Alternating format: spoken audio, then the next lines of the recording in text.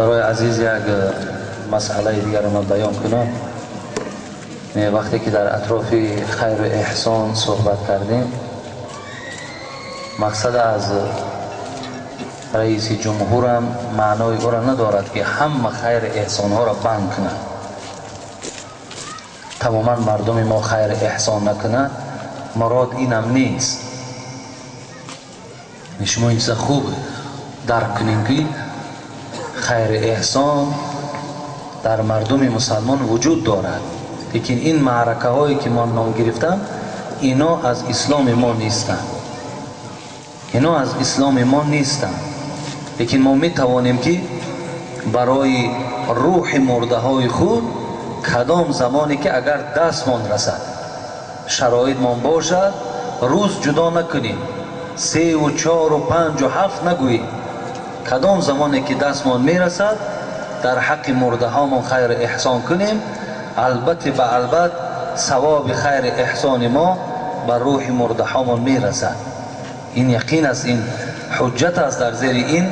یعنی عقیده اهل سنت و الجماعه همین است که این صدقات آدمای زنده بر روح مرده ها البته میرسد، لیکن فقط شرایط باشد، فقط اما حالتش باشد، فقط کیها خیر کنند، در کدام روز خیر کنند.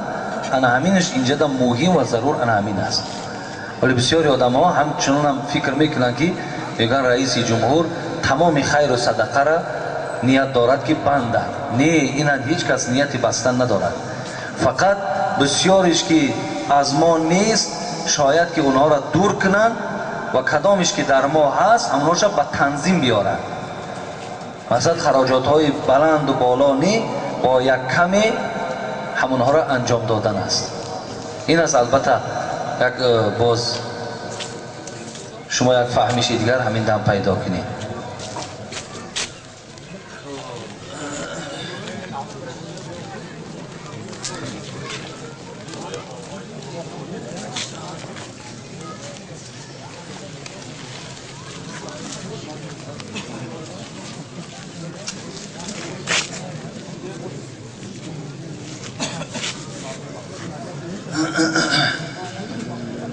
اینجا سوال ها آمده است.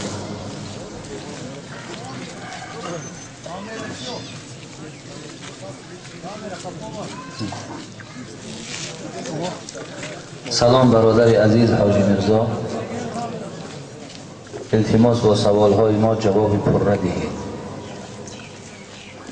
4 رکعت سنت پیش از فرض جمعه هست یا نه؟ یک گروه برادران ما نمی خوانند. دوم، در وقت خطبه یا امر معروف در نماز جمعه تحیه مسجد خواندن درست است یا نه؟ سوم، رفع یدین کردن ممکن است یا نه؟ راستی بار من از این سوالا مانده هم شدم، برای من حاجت هم نیست و خواهان او هم نیستم که در بین ما گروه بازی ها و جدایی ها و اختلاف ها پیدا شود. امروز مقصد ما دیگر چیز است. مقصد ما آرامی هست برادرای عزیز. مذهب ما مذهب آرامی هست. امروز ما وطن آباد کردن من ضرور. امروز باید که ما برادرایی که در راه های نادرستند اونها را در راه درست در آوردن در کار، نه اینکه در یک محله و در یک خانه و در یک شهر زندگی کنیم و بین یکدیگرمان الکی کینه و عداوت و بدبینی وجود داشته باشد. این به فایده کی است؟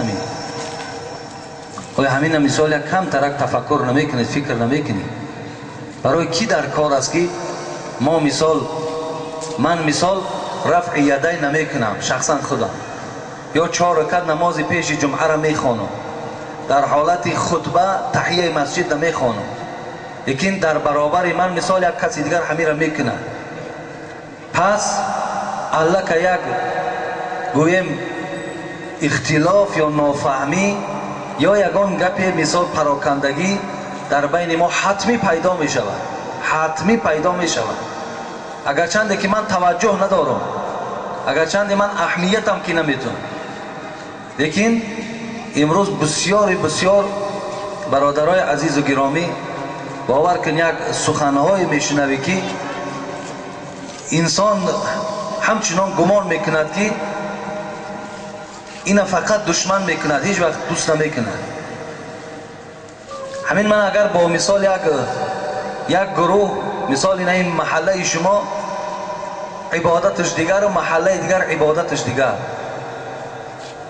پس در بین شما یک نافهمی ها پیدا می شود. همین به فایده کی می شود؟ عاقبت همین آمده در نارامی ها می چسبد. ما یک دیگر مون بد می بینیم، به خدا قسم بد می بینیم. ولی شما درک داره نداره در طرف های پایتخت و یا در طرف های از او پایانترش علاکه می دانیم که حکمی به چی داده ایستادن، علاکه یک دیگر را زده ایستادن، زدن علاکه شروع شده است. این چی می دهد آخر؟ برای ما چی فایده داره؟ راه های درست گیریم. به خدا قسم این نعمت آبادی، نعمت آرامی بسیار نعمت قیمت است. از دست می رود دیگر همون شخصیت هایی که در همین مسئله خلل پذیر شده است سنت نه فرض ترک میکنند. دیگر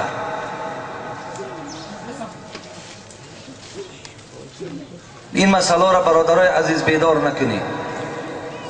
از همه بدبختیش همین است که وقتی که با یک انسانی که رفع یدین نمیکند یا آمین بلند نمیگوید یا پیروی مذهب است، او را میگن تو در بدعت و تو در ضلالتی. این چی معنی داره؟ پیروی مذهب ضلالت است؟ کدام صاحب مذهب ما را دعوت کرده است که بیا در مذهب من درآ؟ همین صاحبای مذهب چی خدمت کردن؟ یک بار تاریخ ما را ما و شما ورق زنیم. همون خرافات و بدعت و همون حدیث های گویم باطله که در حدیث ها در آورده بودن، این بیچاره مهنت کردن همون را چینده و تازه کرده پرتافتن. قدر مهنت در اسلام کردن. بازم این که حضرت امام ابو حنیفه این تابعین است، بازم این که عصر پیغمبر در به دنیا آمده است و حبیب خدا عصر خودش بهترین عصر گفته است. تو چیکار زبانت میگردد میگوی ابو حنیفهش کی بود؟ تو خودت کی؟ تو کی؟ تو نه خواهری با حیا داری، نه مادری با حیا داری، نه خانه با انتظام داری. تو کی داری خودت؟ وقتی نسبت یک شخصیتی که امروز تاجیکستان نه بلکه نصف دنیا پیروی مذهب امام ابو حنیفه است، تو زبان حقارت و زبان گویم طعن از پیروای کس بردار. تو حق نداری. حبیب خدا میگه بهترین قرن من است، بهترین عصر من است. و تو را خدا عقل داده باشد. جلال الدین سیوطی را خدا رحمت کرد، علامه عالم مشهور دنیای عرب اعترافش میکند و این حدیثی که مسلم روایت کرده است که از بین فارس ها تاجیک ها شخص پیدا می شود، مردهای پیدا می شود که علم در ثریا باشد پایانش میکند. جلال الدین سیوطی میگوید که این بیشک ابو حنیفه رحمت الله علیه است. و سخن تو کجا و سخن جلال الدین سیوطی کجا؟ ما که با ملامتی تو از مذهب نمیگردیم، لیکن بدبختی این است که ما آینده با ناخوب میشیم، نارام میشیم، ما پراکنده میشیم. دیگر ما این نه عشق میبینیم، نه شما دیگر دوشنبه و نه کلاب میبینیم. هیچ جا رفتن نمیتونیم ما و شما دیگر. از اینجا دشمنای ما استفاده میبرند. آن چیزی که شما میگوید همش من دیدم میدانم. من خودم مبلغ و من خودم تبلیغچی ام. من کتاب تبلیغ خواندم. من نمیدانم چیکار دعوت کردن در کار.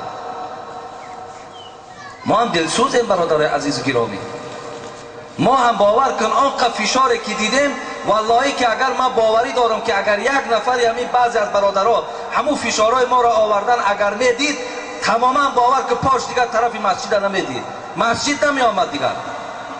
دیگه همه این را ما تحمل کردیم، گفتیم خیر راهی حق است، راهی درست است، سخنی حق گفتگیم، خیر بگذار عذاب کشیم. زیرا حضرت لقمان بچه‌ش گفت واصبر علی ما اصابک ان ذلک من عزم الامور. بچه‌ام در همین راه با صبر باش که بسیار مشقت ها میکشی لیکن پاداش کلان میگیری. من با خاطر هم پاداش کلانش امروز گویم که همیشه در تبلیغات قایمیم، در همه جا دعوت ما کرده ایستاده ایم. تا امروز همون قریب 135 کسیتی که مردم ضبط میکرد من درک ندارم، من اونا را هم وادارم نکردم شما ضبط کنید، لیکن در هیچ کدام امون من شما را در یگان راه نادرست خواندگی نیستم. کسی که اونا را گوش کردگی از خودش میداند. همش احادیث های صحیح، آیات های قرآن هستند. باید یکدیگر احترام کنیم، یکدیگر دوست داریم.